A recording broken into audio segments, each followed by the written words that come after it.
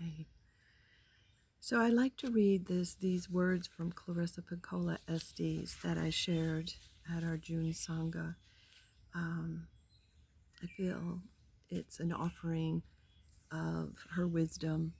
She wrote the book Women Who Run with the Wolves, and she wrote this a while ago. However, I think it's really vital. It gives good medicine for this time in which we live. And so I offer it to you as to see where it lands inside, to see if it gives a framework that can bring courage and a resilience to perhaps what, just how you view things, a perspective on how um, this could be supportive to you. My friends, do not lose heart. You were made for these times.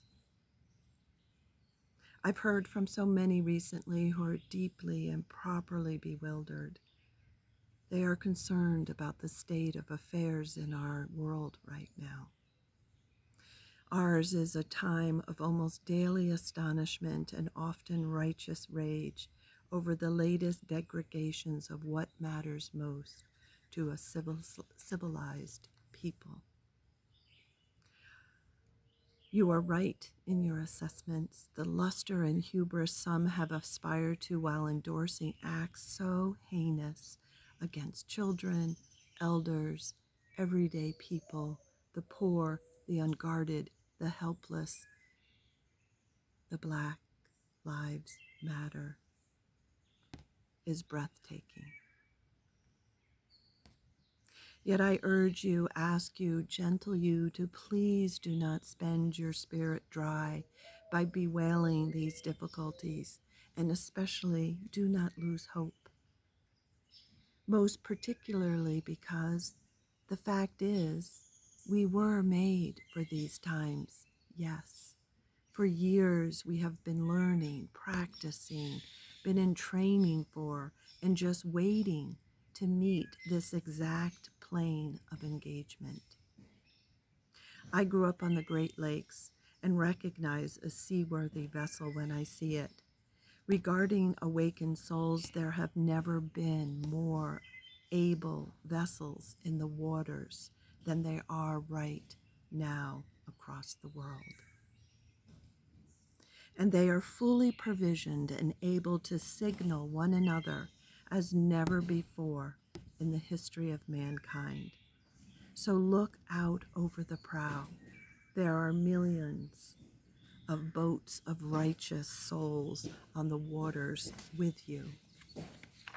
Even though your veneers may shiver from every wave in the stormy royal, I assure you that the long timbers composing your prow and rudder come from the greatest forests. That long grain lumber is known to withstand storms, to hold together, to hold its own, and to advance regardless. In any dark time, there is a tendency to veer towards fainting over how much is wrong and unmended in our world. Don't focus on that. There is a tendency, too, to fall into being weakened by dwelling on what is outside your reach, by what cannot yet be. Don't focus there. That is bending the wind without raising the sails. We are needed, and that is all we can know. And though we meet resistance, we more so will meet great souls who will hail us, love us, and guide us. And we will know them when they appear. Didn't you say you were a believer? Didn't you say you pledged to listen to a greater voice? Didn't you ask for grace?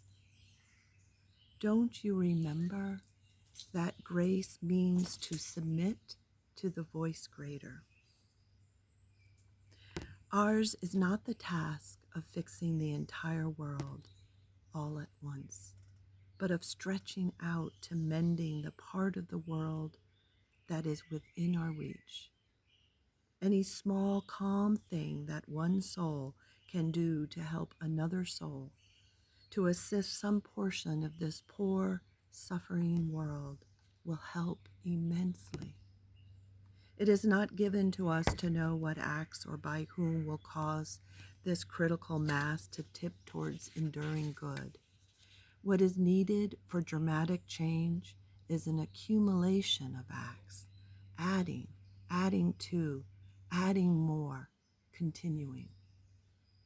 We know that it does not take everyone on earth to bring justice and peace, but only a small, determined group who will not give up during the first, the second, or the 100th gale.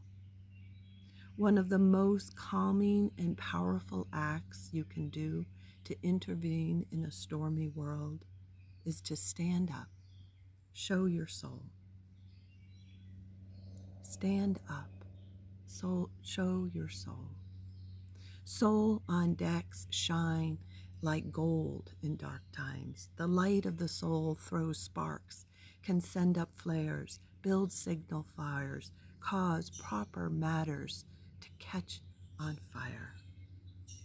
And we are seeing this. There is fire in our world lighting up. To display the lantern of soul in shadowy times like these, to be fierce, to show mercy towards others, both are acts of immense bravery and greatest necessity. Struggling souls catch light from other souls who are fully lit and willing to show it. If you would help to calm the tumult, this is the one of the strongest things you can do. There will always be times when you feel discouraged. I too have felt despair many times in my life, but I do not keep a chair for it. I will not entertain it. It is not allowed to eat from my plate. The reason is this. In my innermost bones, I know something, as do you. It is that there can be no despair when we remember why we came to earth, who we serve, and who has sent us here. The good words we say and the good deeds we do are not ours. They are the words and deeds of the one who brought us here. In that spirit, I hope you will write on your wall, when a great ship is in harbor and moored, it is safe. There can be no doubt, but that is not what great ships are built for.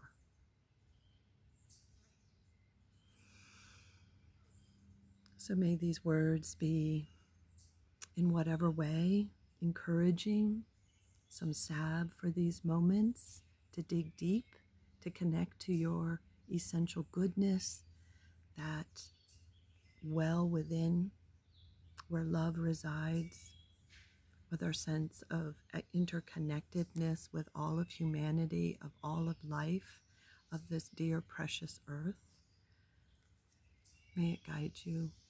May it give you some strength. May you stand up and show your light. Namaste.